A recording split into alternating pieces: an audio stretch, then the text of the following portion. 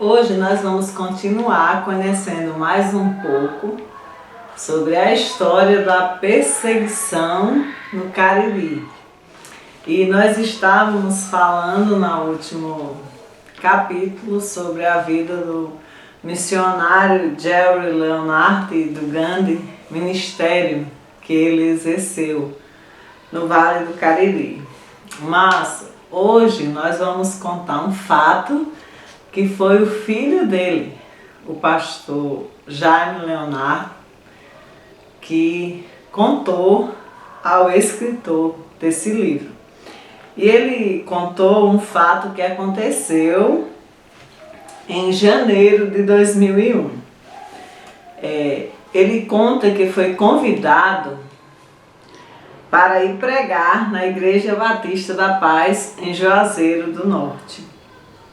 Então, ele foi naquela noite pregar e tinha sido naquela igreja que ele tinha crescido, mas nessa época ele já estava plantando uma igreja em outro lugar, na mesma cidade de Juazeiro.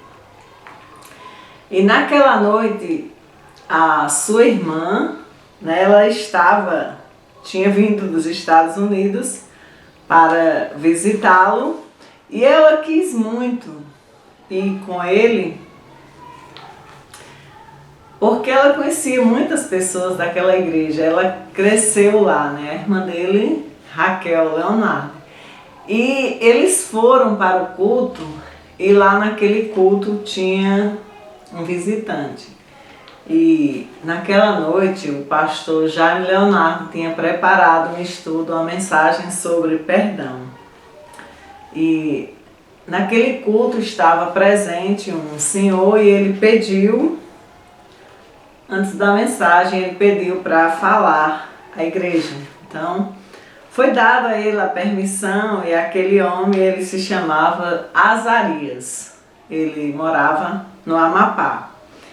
E aquele homem começou contando que ele tinha crescido no bairro da igreja e ele contou que quando ele era criança, ele e seus amigos muitas vezes atrapalharam os cultos daquela igreja. Ele contou que eles gritavam, jogavam pedras e berravam como bodes. E ele disse que fez isso muitas vezes incentivado pelos padres do bairro e também por seus próprios pais, E ele contou, que lembrava que uma vez ele e seus amigos tinham corrido atrás de duas crianças bem branquinhas. E ele disse, e eu ainda lembro o nome dessas crianças. Um se chamava Jaime e a outra Raquel. Então, para surpresa do Senhor, Azarias era o pastor Jaime Leonard e sua irmã Raquel. E naquela noite eles estavam presentes naquele culto. Então, aquele homem contou que aquilo tinha acontecido há mais ou menos 30 anos atrás e que ele tinha saído de Juazeiro e há 10 anos ele tinha conhecido Jesus.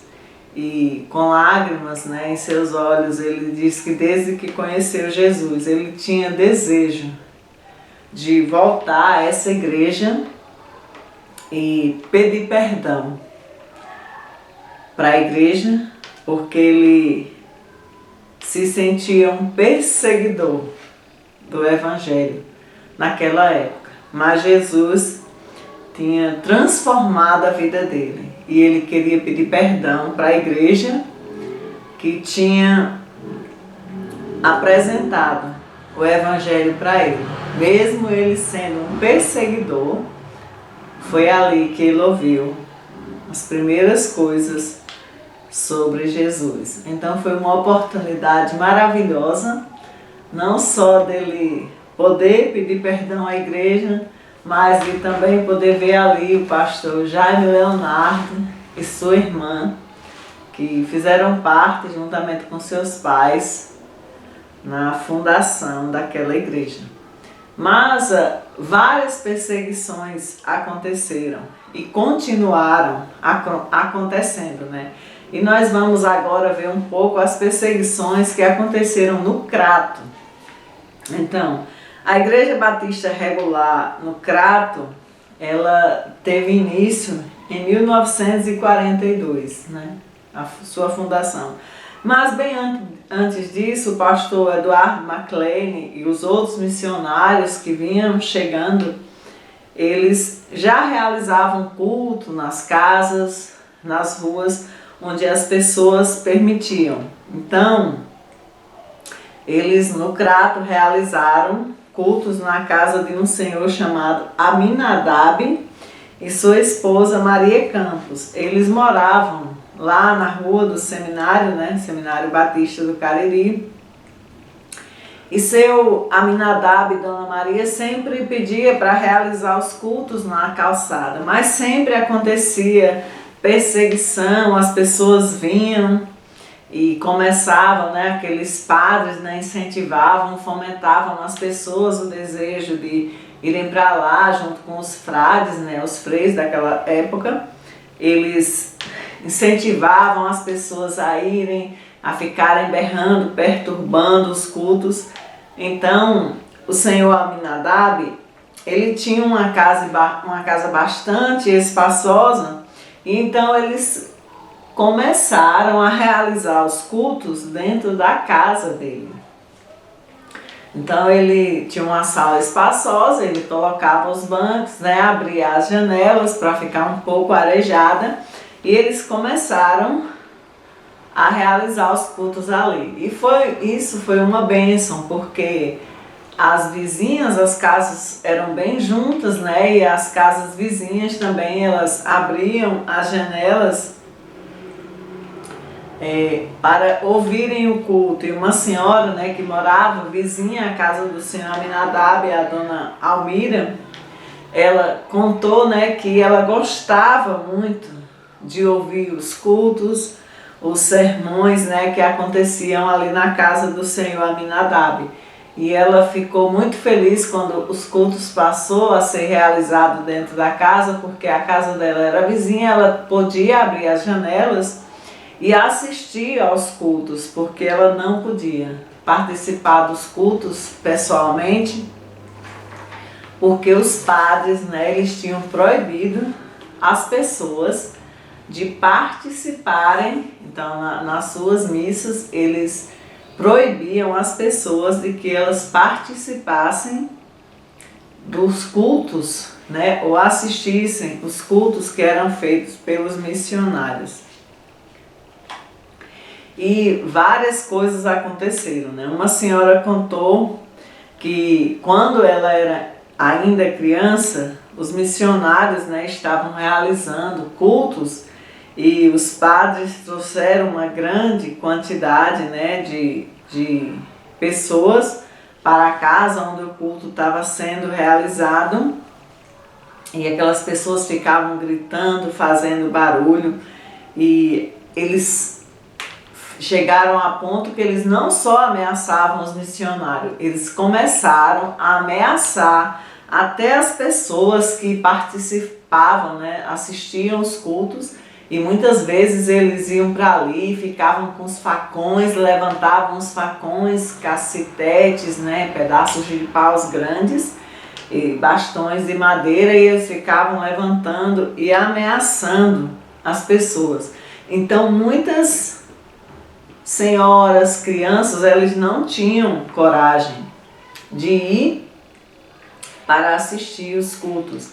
E o próprio filho, né, do senhor Aminadab, ele tinha um filho que se chamava Edson, e Edson também conheceu Jesus quando ele ainda era jovem, e com 12, 15 anos, Edson tinha medo, né, de ir para a escola, porque na escola ele sofria perseguição por parte dos colegas, porque quando eles chegavam, os colegas ficavam chamando ele de bode, corriam atrás dele, batiam nele, e quando, né, os alunos, né, sempre recitavam a Ave Maria, e Edson não fazia isso depois que ele se converteu, né? Então eles sempre, quando eles faziam isso, eles ficavam muito irritados. Então aquele tempo, né, quando tem a homenagem, né, a época em que eles celebram, né, faz a homenagem ao Padre Cícero, e na sala eles faziam esse tipo de homenagem e Edson não participava mais dessas coisas. Então muitas vezes eles pegavam o Edson, arrastavam ele, colocavam ele para fora da escola, e Edson voltava para casa, e várias vezes, né, os próprios colegas, quando viam ele na rua, eles corriam atrás dele para espancá-lo.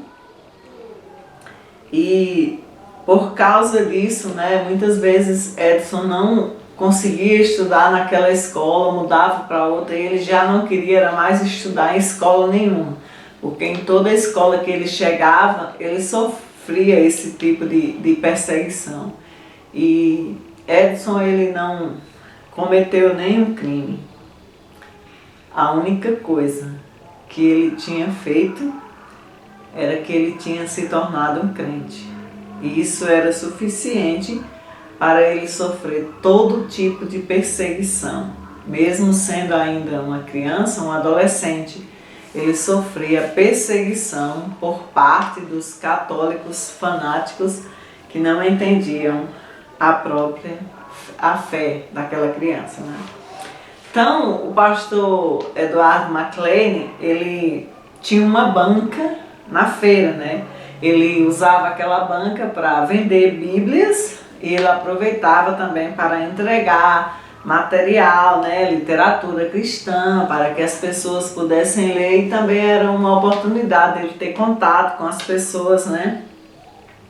Mas muitas vezes aconteceu ali na feira de que chegar um grupo, derrubar a banca dele, derrubar as mercadorias no chão, pisar, e muitas vezes, né, o pastor Eduardo e Edson também, que sempre o ajudavam, eles pegavam aquelas Bíblias rasgadas, eles muitas vezes foram até a delegacia, mostravam o que estava acontecendo, né, e abriam ali uma queixa contra aquilo, mas nunca aconteceu nada, né?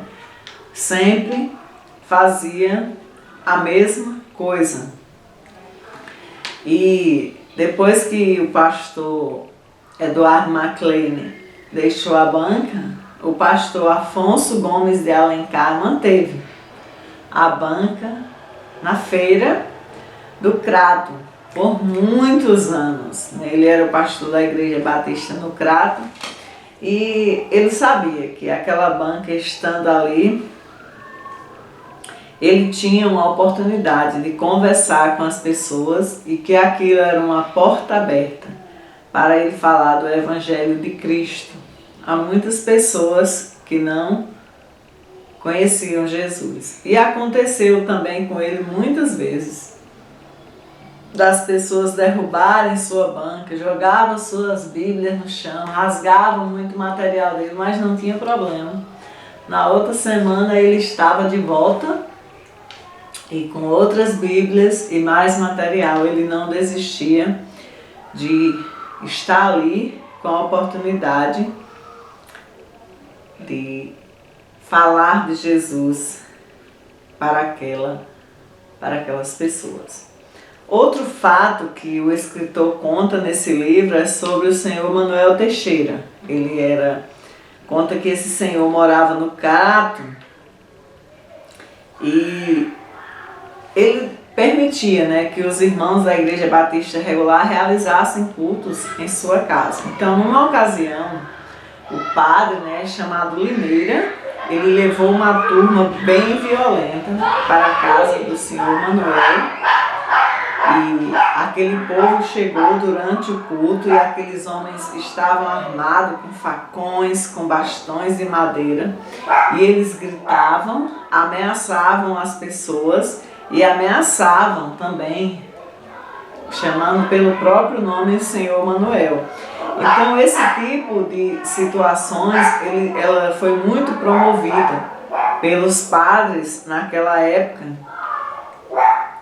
e eles sempre diziam, né, que aquilo ali eles poderiam fazer com qualquer pessoa que saísse da Igreja Católica e se juntasse aos batistas. Então aquele tipo de perseguição não era só com os missionários, mas com qualquer pessoa que se juntasse aos crentes, aos batistas. Os católicos do Crato não permitiam que os crentes realizassem cultos na praça. E sempre quando eles viam qualquer trabalho dos crentes, eles arrumavam logo uma confusão, começavam a brigar e se tornavam violentos. Né? Então, aqui uma outra senhora contou um fato, que numa outra ocasião, Dona Silva Bezerra, ela estava assistindo um culto ao ar livre, feito na calçada, né, da casa em frente à sua casa. Durante o culto, né, uma turma chegou e ela conta que eles começaram a chegar e começaram a berrar e gritando, jogando pedras, fazendo aquela maior bagunça ali, e as pessoas começaram a jogar pedras e tijolos, que são aquelas pedras maiores, né, feitas de barro. E aquela senhora contou que alguém acertou uma grande pedra no seu tórax, que ela realmente passou mal, e tiveram que levá-la para ser atendida.